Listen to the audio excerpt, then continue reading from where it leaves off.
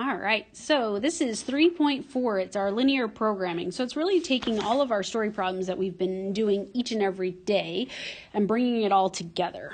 Okay, so I'm going to use examples out of the textbook. And then again, we had some examples in our notes. So make sure you have those so you have a reference point for if you're going to use your notes for the tests and the quizzes. All right, so we have, Gillian is planning a green roof that will cover 600 square feet. She will use two types of plants, Blue Lagoon and Raspberry Red. Okay, Blue Lagoon will cover 1.2 square feet. Each raspberry one will cover 2 square feet.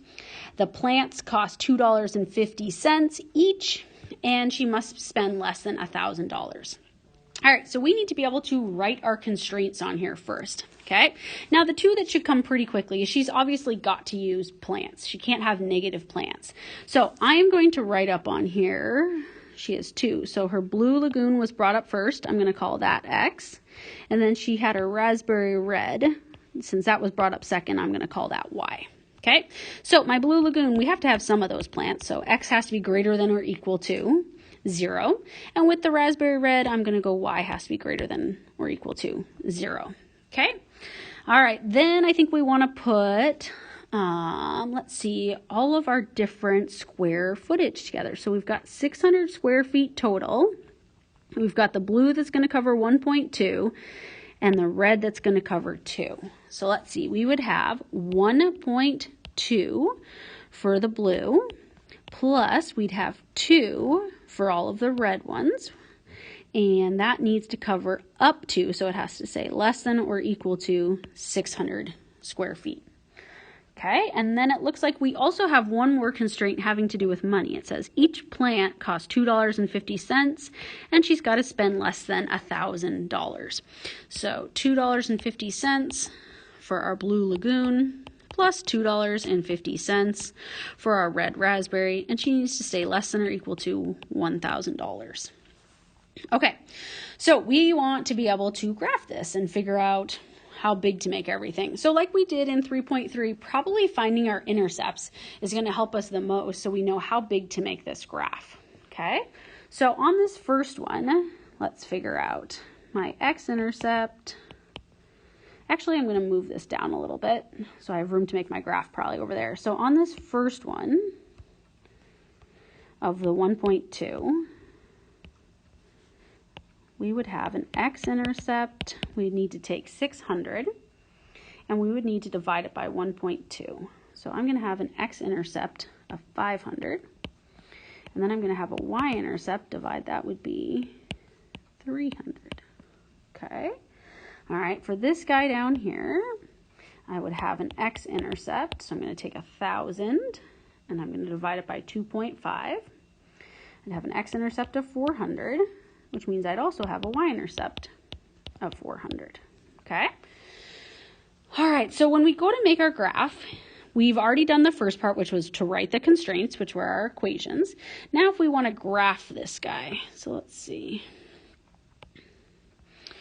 On our x would be the Blue Lagoon. And my x-intercept goes up to 500 at most. So 1, 2, 3, 4, 5. And I'll label my scale. And then it looks like for the Raspberry Red, I'm going to abbreviate that. I have a y-intercept of 300 and 400. So I'm going to go 1, 2, 3, 4. And again, use a scale of 100 on here. All right, so let's see. For that first equation, we would have x-intercept of 500, y-intercept of 300. We can have a nice straight line on there because it's got the equal to and it's linear. All right, on our second one, we would have x-intercept of 400, y-intercept of 400. Again, a nice solid line because it has the equal to. We play connect the dots. Now, both of those are less than 1, so we know we have to stay below the line. So that means where they overlap, I'm going to put in red, would be right here. Okay, now we did put those original constraints up there that x had to be greater than 0. Well, that would just be right here. And that's why we know that all my x values have to be above this. Okay, so you can draw that on there. And our y one would have been a nice horizontal line right here, which is, again, why we need to be in quadrant 1. Okay, now it says on there, write the constraints graph, the feasible region. So we don't actually have to give any solutions on there. So we did everything that the directions say. I will tell you that on the test, I will ask for some points in that feasible region. So we might as well practice. So let's just make it easy.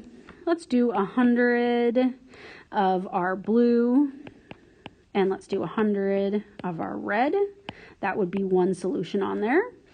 And a second solution on there, maybe like 200 and then 50. So 200 blue and 50 red. Okay, so that's just practicing finding solutions in the feasible region. Now, as I look at this question before I flip the slide, I am noticing that I forgot to, on here, go ahead and talk about all my different pieces of my graph that I need. So remember we had that acronym we talked about: SALT, scale, accuracy, label, and title. I've got my scales done. I've got my dots in the appropriate spots. I've got a label on my X and Y, but I did not put a title. So I think I'm just going to call this garden. Okay, so just don't forget that part on there. All right, second part of the question. It says, one of Gillian's priorities for the green roof is to help control air pollution. To do this, she wants to maximize the amount of carbon dioxide the plants on the roof absorb. Use the carbon dioxide absorption rates and the data from example 1 to find the number of each plant she should plant. So this question came from our textbook, and we are on page 206 if you want to take a look. Okay, so it's got a nice table on there with some pictures and talks about how much each of those plants give off for the carbon dioxide. Okay, so for our blue one, the table says that we have 1.4 pounds of CO2 per year versus the red one, we have 2.1 pounds of CO2 per year. So it says that we want to maximize that. So we're adding one more piece where we're having this extra part. So let's see. We would have 1.4 for the blue plus our 2.1 for the red. And this is our objective function. So we're going to call this C. Okay, so this is one we're not actually graphing. Okay, so we're going to take this guy and we want to, it says maximize. So we want to find the highest point on there. Okay, so if you look back at our graph over here, we want to find the maximum point, which is where this intersection is actually going to occur. So I'm going to make this into yellow. Just give me one sec. Okay, so our intersection points were all right here. Okay, so I'm going to take those 4 points onto the next slide. So we had one at 0, 0. We had one at 0, 300. We had one at 400. And 0, and then we had one at 250 and 150. And again, the better your graph is, the easier it will be to see that. So just try to make your graphs as neat as possible on your paper. All right, so we need to take these coordinate points and we need to plug them into here to see what they pump out for a value, because we're trying to maximize this. So if I plug in 0, 0 to this equation, hopefully you recognize you're going to get out 0. If I plug in 0 for the x and 300 for the y, you're going to get out 630.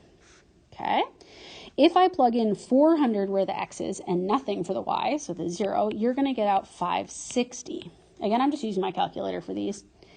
And then on the last one, if you plug that in, you're going to get 665. Okay? So this guy right here that you have to be so careful of when you're making your graph is going to be our max value. Okay, and that's what we would do so that we could find the maximum amount of CO2, carbon dioxide, that we could get up into the earth.